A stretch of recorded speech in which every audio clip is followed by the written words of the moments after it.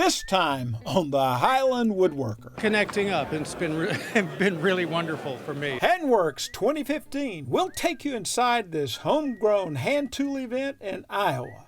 So you always set the best wood aside to become bows in hopes that everything that won't make a bow will still make nice spindles. While we were there, we spent a moment with master Windsor chair and toolmaker Peter Galbert. You can go along here, and you want to give it some pressure, come down on it, and take it nice and slow.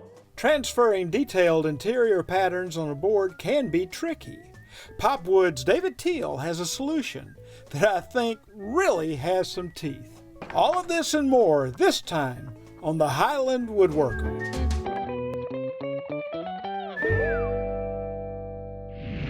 Hello, I'm Charles Brock, and I'm a Highland Woodworker. I just love coming to Highland Woodworking in Atlanta, Georgia. It's where I get all my fine woodworking tools and a great woodworking education. Well, there's my friend Ed Sin. Chuck, nice to see you again. Nice to see you. Recently, Ed, we went out to Handworks near Cedar Rapids, Iowa, and we attended a great event out there, and I ran into a friend of yours, Peter Galbert. Peter Galbert, master Windsor chairmaker. He's quite a talent. I hear he's got a new book, and I came to pick one up. I'd be delighted to show it to you. It's an amazing, amazing book. Well, before we do that, I would like to take you out to Handworks and show you why it's a great event for every woodworker. Look forward to it. We're in the Amana colonies near Cedar Rapids, Iowa for Handworks 2015. If you're a woodworker, especially a hand tool woodworker, this is the place for you. Let's go inside and I'll show you why. It's great. Who would think there'd be this many folks gathered for this? And I don't think years ago there'd be anything like this. When you started, you could have filled up a corner of the room. room. It's just people connecting up, and it's been really wonderful for me. My only regret, I wish I'd been here 2 years ago for the first one. But we're here now, and what a wonderful bit of work they've done. I think that this event is going to be the Woodstock of it. That about all the people here, they're going to tell their kids they were here, and there are going to be lots of people who aren't here, who said they were here, and it's that kind of growth. I think this is kind of really a watershed tipping point for the craft, and in a good way. This place is amazing. It's the first time I've been here, so it's been nonstop people coming through, and just a lot of communication, a lot of fun, a lot of laughter, and a lot of chips flying. And it's not really just about some sort of hand tool purity. Is that handwork really can just allow you to do things that machine work can't take you. Mm-hmm. So it's not anti-machine. It's just trying everybody to take our craft to the next level with these tools. And look at all the interest, and hopefully people are going home and they're using their hand tools and they're getting more involved in their project and in the wood and life. And supporting all these folks who've set up a small business making tools and innovating, because they're not all traditional hand tools. There's a lot of the progress and invention is being made here. It's all right. In other words, the game isn't over.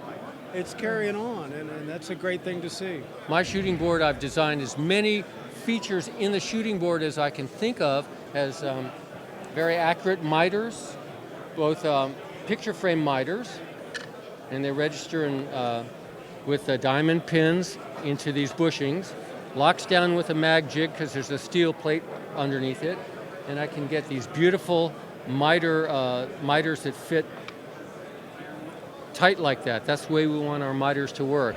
My name is Bob Zajac, and we make layout tools for woodworkers, and we've been in business for about 10 years now. We started in June of 2005. It's making marking knives for local woodworkers in the Georgia Woodworking Guild, and since then we've branched out into we probably have about maybe 15 to 17 plus item tool line right now. Well, I've come all the way over from Australia to be here at this event, and I'm thrilled to be here. I design and manufacture a small range of precision hand tools, measuring and marking tools. Yeah. So tri-squares with the support tab here. This tab clicks in and out. It holds itself up on the board. You can buy anything from a full match set down to an individual tool. Also the sliding bevels. The sliding bevels and the tri-squares, they're kind of my flagship products. And then we have these neat little double squares as well. Very, very handy for dovetailing, machine setup. And a bit of a product launch here at Handworks 2015. The inch version is the first time they've been available, just for you Americans. Oh, yeah. So this is the new jack with the wave grip. So the front grip allows multiple different ways to hold it. So if I'm on the edge of a board, I'll grab it like this with my fingers trailing as a fence. Sure. If I'm in the middle of, say, a workbench or a tabletop, I'll grab it like that. So it allows many different ways to hold it.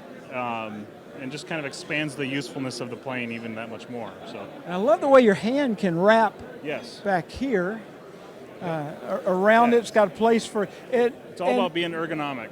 I Yeah. want it to be comfortable in the long run when someone's doing if you're planing a full tabletop with this plane, you don't want to wear out. You don't want to get exhausted Sure. planing it. So one of the nice things with a wooden plane is it's lighter than a metal body counterpart of the same size. So you can get a lot less fatigue. I make marking gauges. They're the special thing about these gauges are the blade design.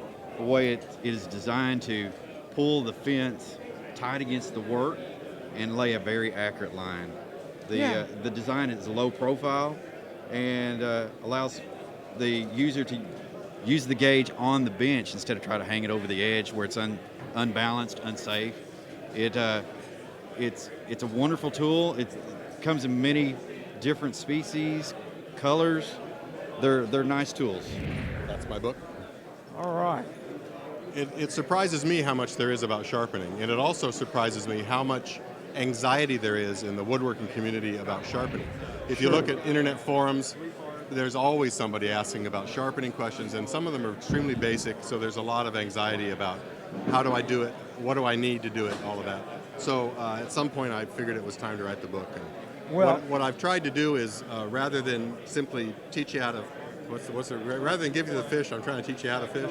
So I try to talk about the absolute basics of what is the steel, what are the abrasives, what are the bevel angles and the fundamentals of what makes a blade cut wood properly, and then how do you get there from here.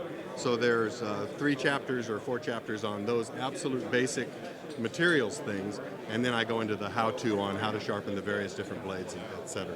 So this is what I call the dovetailing square, and it's very useful for when you have dovetails that have really tight pins.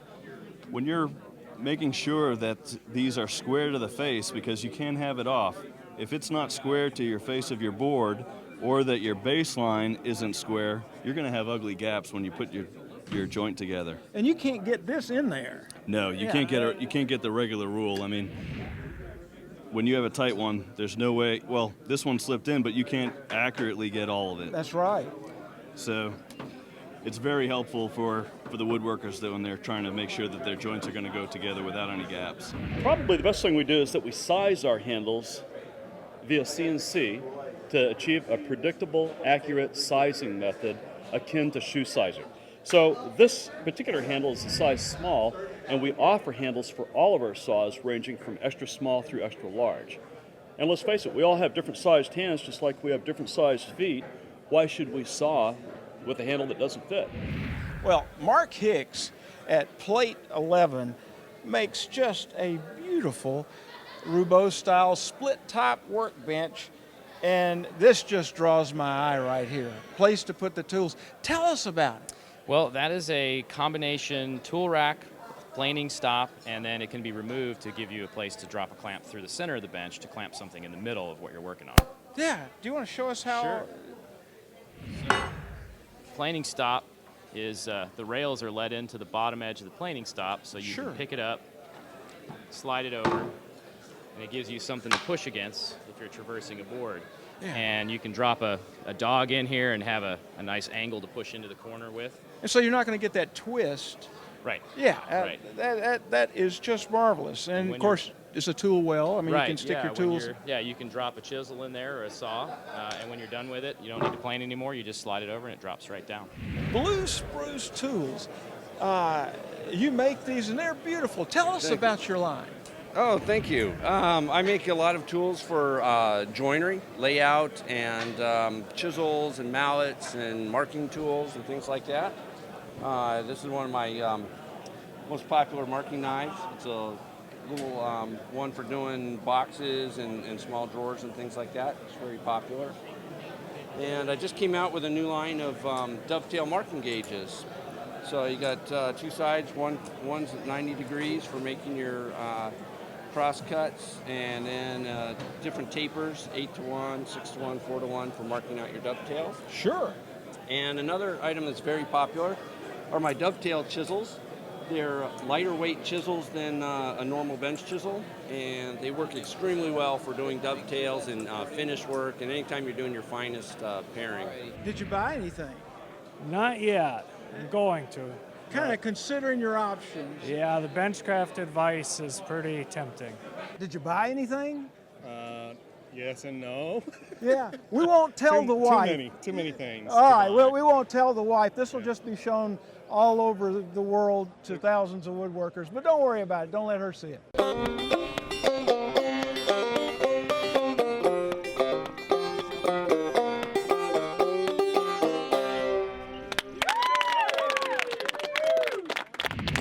Yeah, Peter's book's over here, Chuck. It's just quite an amazing volume. Peter did all the illustrations in it, and he's an amazing artist. He has a fine arts degree background, but his knowledge of methods, tools, and materials is just bar none. And this book, I think, is going to be great for the next generation of Windsor chair makers to figure out how to build a Windsor chair. I've heard it's a classic. I can't wait to get home and start reading this. Just beautiful drawings. Thank you, Ed. Enjoy. Coming up. You might remember something like this when you were typing with carbon paper. See why a trip to the office supply store could save a lot of hassle when dealing with patterns. I looked back later and realized that was a real epiphany moment for me. It just took me about 10 years to figure it out. Hear about the first time master chair maker Peter Galbert was introduced to woodworking. Don't go anywhere. You're watching the Highland Woodworker. I'm just an average, down-to-earth woodworker. On a scale of 1 to 10, I'm probably about a 5.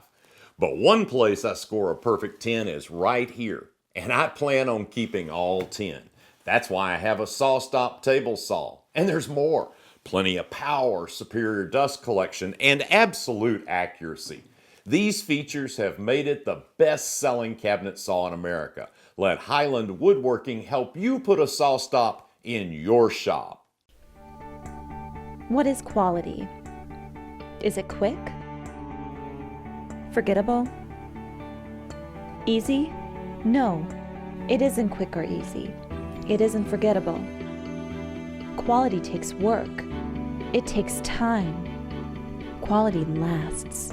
And it starts at Bell Forest, a leading global supplier of figured and exotic woods.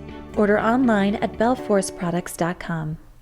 Introducing the ultimate flush trim router bit by Whiteside. Get CNC quality cuts from your patterns every time. Whiteside, industrial grade and American made.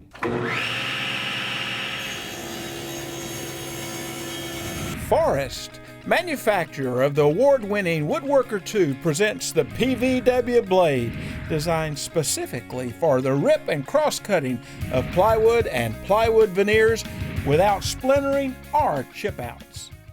Highland Woodworking has been a leader in woodworking education for over 30 years. They offer all kinds of woodworking classes year-round, ranging from how to hand-cut dovetails and mortises, to how to sharpen a plane or a chisel, how to build a cabinet, a chair, or a bookcase, or how to turn a wooden bowl. There are classes on wood finishing, French polishing, and even antique furniture restoration. For a list of upcoming classes that may interest you, go to highlandwoodworking.com.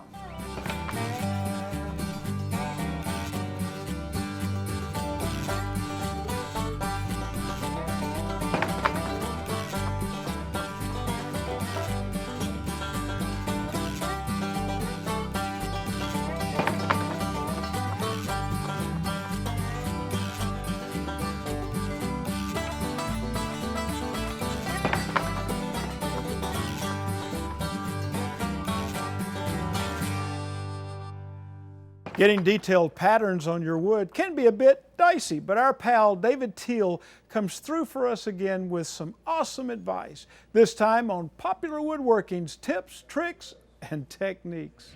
Well, I know you've done a lot of carving, and I've done a little bit. And the hardest thing is going from the pattern, especially if you've got a lot of details, to the board. How do you do it? Well, there's a lot of different ways you can do it, and obviously taking an outside pattern is easy. That you just take the shape and you cut it out with scissors, lay it down, and you're done. But those interior details are always the ones that are the hard thing. You can't take your eyes and move it to the paper and move it to the wood. It doesn't work that way. So historically, lots of different ways that have done it. I mean, maybe you might remember something like this. When you were typing with carbon paper, oh my gosh, they still make it. Did you know that? Even in our electronic age. That's amazing. I haven't seen this in a while. You can still go to any of the hardware, the office supply stores, and get carbon paper. They still have it. And actually, it's a little nicer than it used to be. It's not quite as coming off in your fingers. So that's one way that works, okay? But pretty much you're going to get black. So if you're working on walnut, that's not going to show up so well. Right. So you want something that's a little bit different.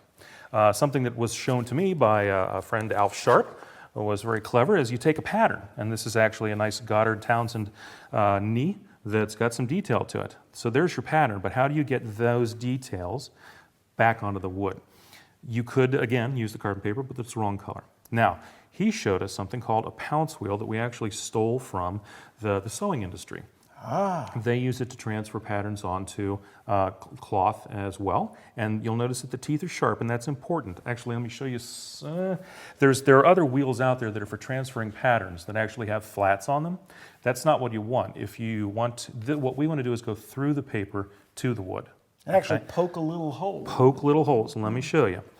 We can go along here, and you want to give it some pressure, come down on it, and take it nice and slow, and let the teeth bite in.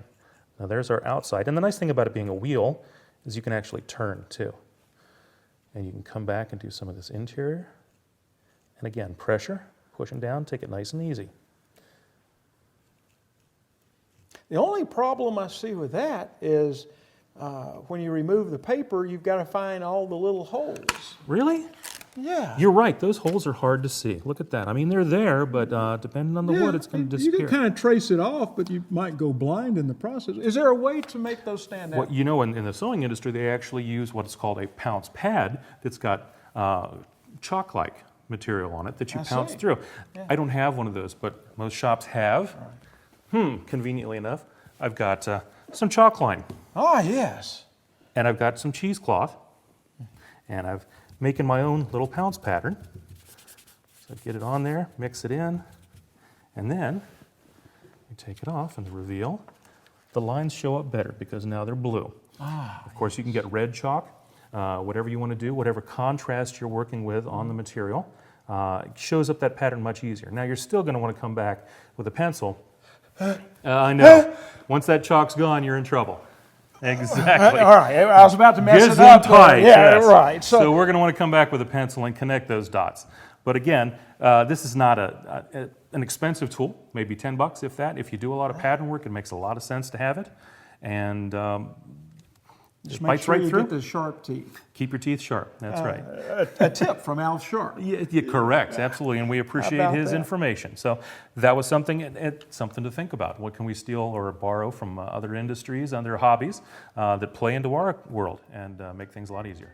That's a good one. Thank you, my friend. Happy to share. Still ahead. It just became a good way for me to make a living. I started working with different cabinet makers and furniture makers just as a helper, really. A moment with Peter Galbert. You're watching the Highland Woodworker.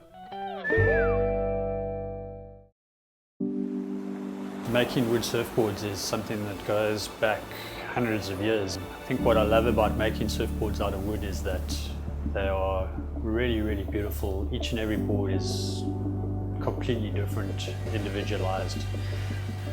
The advantage that we have now in making Hollywood surfboards is that we have very advanced woodworking tools. I'm Patrick Burnett. I make wood surfboards in Komaki, Cape Town. Are your tools Tormek sharp? Tormek, consistent, reliable, and razor sharp.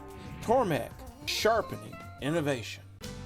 Craig, from the first cut to the final assembly, providing woodworkers with products that help simplify woodworking challenges.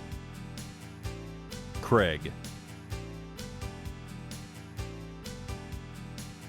Rycon Power Tools, a leader in woodworking power tools for over 10 years with a passion for quality and performance at an affordable price.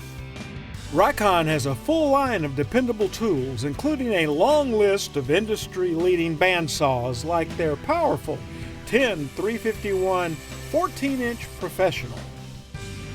Rycon Power Tools, tools designed by woodworkers. If you can't make it to Atlanta, then you can always shop us on the web at www.highlandwoodworking.com. Moment with the Master is presented by Triton Precision Power Tools.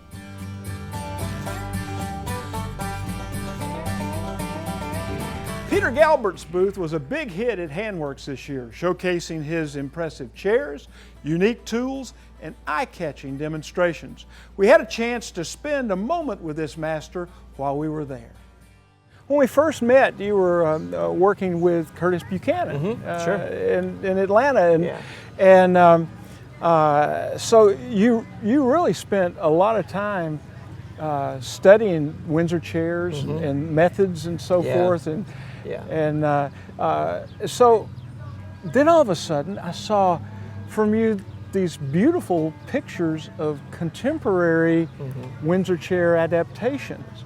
Tell me about how you're marrying the your artistic background to taking the Windsor chair in maybe a new way. Yeah, well, I do think that the art education has helped a lot in that it's a good education in looking.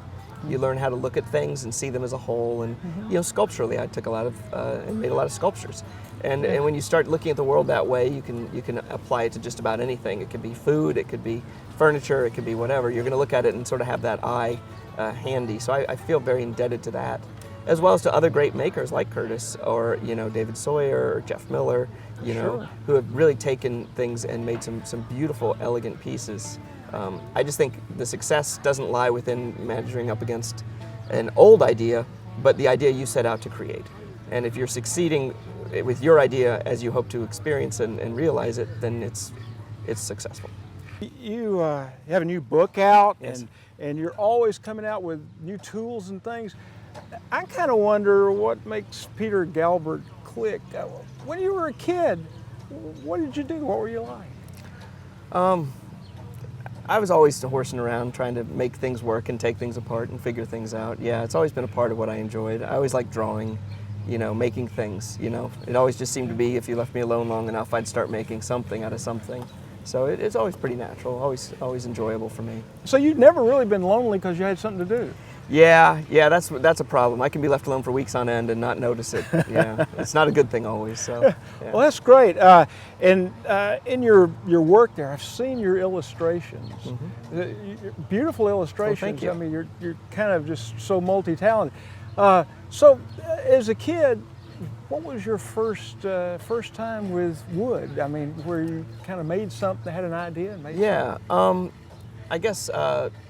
There was my grandfather made a few things, not a lot. He was a World War II pilot, and he made some cool planes out of things like balsa wood, some beautiful actual flying model airplanes. And I remember he encouraged me, but I didn't do a lot then, but it gave me a chance to play. I'd go into his workshop a little bit and play.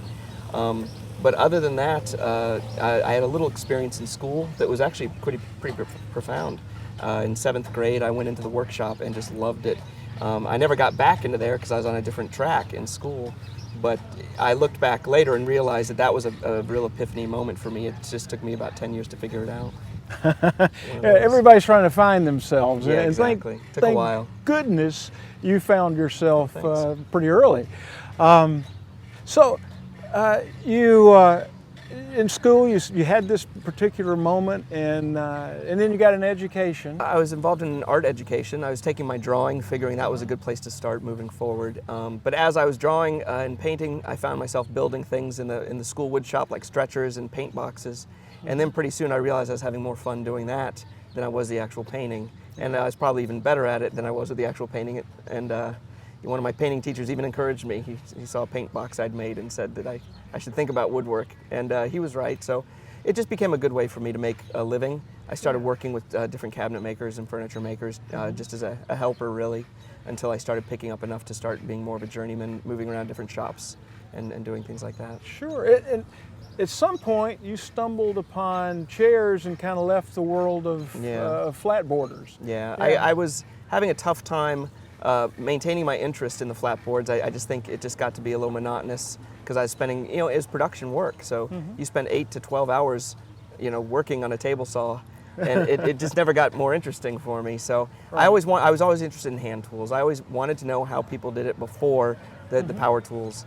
And the key was finding a thing to create where the power tools didn't suit. In other words, the hand tools had the advantage. And it turns out that these chairs, that's exactly right. They afford you the ability to make the chairs differently in a way that adds advantage to the end product and the process. So you just work so differently that I found that I didn't need those saws anymore. I have a table saw, but it's over at a friend's house. I go over about once every 3 or 4 months to saw something up. I just don't need it around because it just doesn't suit the kind of work I like doing. Sure. And now, you have a great reputation as a tool maker too, and that kind of came out of the chair making to try to meet your needs. Well, yeah, there just weren't a lot of chair makers' tools. There was a lot of tools that were adapted by chair makers to work for them, but it turned out they were really specifically made for other purposes. And the more I was working with the tools, the more I realized that there were specific things we were lacking. And really, when I was teaching is when it came to be the biggest deal, because I would see students struggle with these adapted tools and realize how much better they might do with a tool that was purpose-made. And that sort of got me started. And also, when I started, I didn't have any money, so I made a lot of my own tools. I investigated what they were and just did whatever I could. And I realized that at the heart of it, it's a very simple process. And so making the tools is pretty simple as well. So undoubtedly, you figured out some way to hold this to make it easier. Oh no, this is an old idea. This is an idea I got from my friend David Sawyer. He showed me one of these years ago, and it's just a great holding device because you can hold it at a number of different angles. And the idea here is I need to be able to exert some force on this, not just splitting it, but to create leverage so I can direct the split where I might want it to go. It just happens that it's in the right place. You don't have to bend over. Exactly, yeah. You'll see body position is key to just about everything if you're going to use hand tools. It sure is. Yeah, if you're not in the right position, you can't do it. Well, let's see some chips flying. Okay, all right. So what I'm trying to do here is I'm going to be splitting out a bow for a balloon back chair, which is about a 1 inch by 1 inch square. So I have to come up with a bit of a strategy for how I can get the most out of this piece, which is a bit of a wedge shape. So I'm probably going to start out here by putting this, which is called a froe, right here in the end. And I'm going to drop this in here. Now the idea here is that whichever side of this bends more, that's the way the split is going to run. So if I can go in here slowly and get them both to bend less, I'm going to more successfully go straight down the line. But if it does start to run one way or the other, I can use a little bit of leverage here by standing right here to get it to run straight again.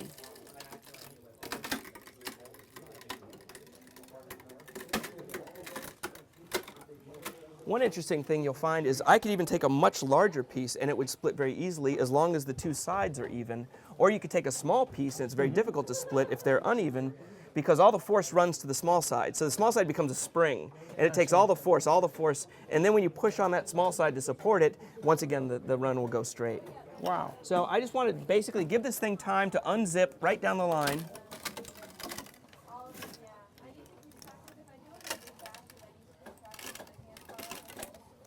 And just keep an eye on both sides. And you see I'm putting some force on here to try and direct it just a little bit so I can make sure I get 1 inch all the way down the line.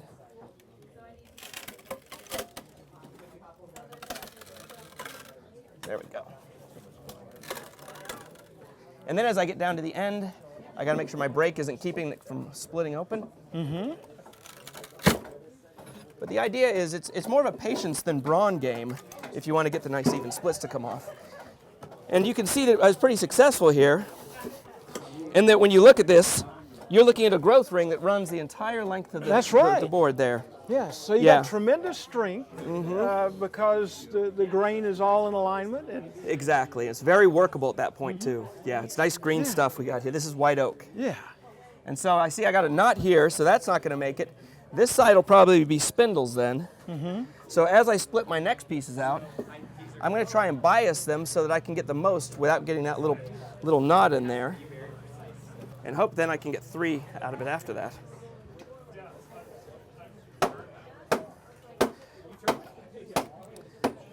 So you always set the best wood aside to become bows in hopes that everything that won't make a bow will still make nice spindles.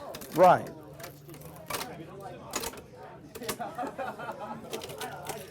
There we go. So it just unzips right down the line here. We'll get some nice spindles out of that piece.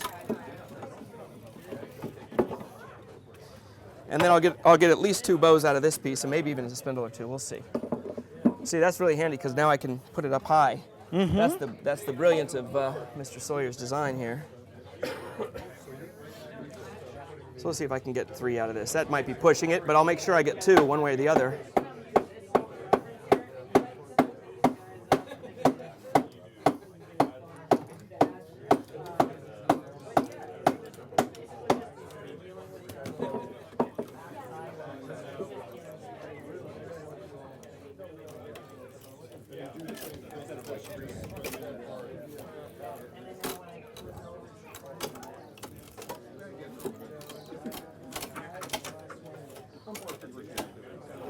There we go. Gets a little small on the other end to get 2 out of here, but this will make a really nice bow for me right there. Yeah. And then I'll probably just trim a little excess off of here. And you can see here when I do this one, this will show us something about splitting in general, which is the way that when you're splitting a small bit off, it's actually harder than when you're splitting big stuff. You'll see what I mean in a moment here.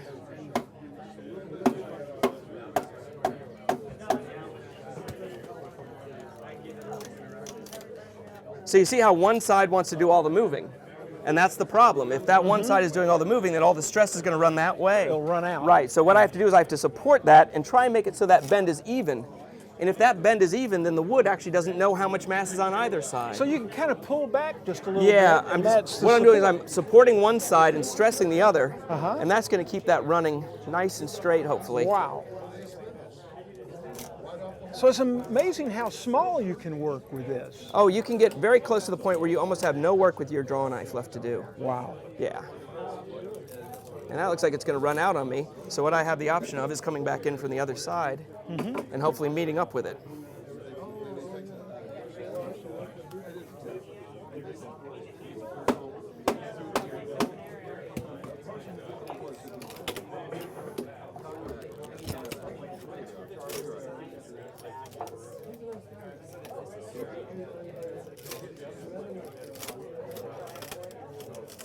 And you're just trying to save a little time with the draw knife here. There it goes. And also, this makes a different kind of firewood than the shaving, so this will burn a little differently. Yeah. But you see, you get that little bit off of there, and this will make a nice bow now. That's ready to go. What do you see for your future? You know, everybody's got to have a new plan, and I know you have one because you just keep developing. Well, I do want to keep teaching. I really enjoy the teaching. It spurred me on a lot to think new thoughts and come up with new ideas. And you never teach a class where you don't learn. So I'm going to keep with the teaching for sure. But I'm also, looking forward to being more of a maker again, just getting back to the shop and finishing some chairs for clients and hopefully making some new ones that have been on the drawing board. And hopefully that'll take me through the next couple of years and see what happens. Maybe start a new book someday. Well, what would you like for your legacy to be? I mean, to be remembered by. I mean, this is a very unique craft and art. What would you like for people to remember about you? Well, hopefully I've made people's work easier to perform, help them to feel more skillful and interested and capable. I'm mainly self-taught. I've only got 2 weeks of training, and as such, it's a tough road, and when things are difficult, you feel quite alone. And so I would hope that my legacy would be that people feel like there's a place to turn where, if I can't give them all the answers, but, some encouragement and some help along the way.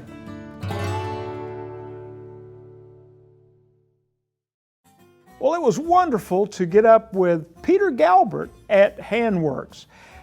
Peter is just an excellent artist through and through. And thanks to Ed Cent, we were able to get a copy of his book from Highland Woodworking, and it's everything I thought it would be. Peter started illustrations for this book over 6 years ago and started putting together the material about that time too. It's the new iconic How to Make a Windsor Chair. It also has some great woodworking information that every woodworker would need in their shop. Well, as you can see, Peter Galbert's book, Chairmaker's Notebook, is just a great addition for your library and for your workshop.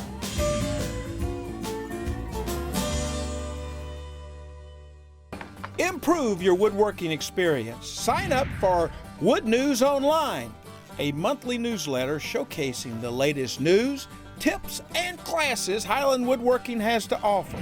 By signing up, you'll receive the latest episode of the Highland Woodworker, special store promotions, and Wood News Online delivered straight to your inbox. Sign up today.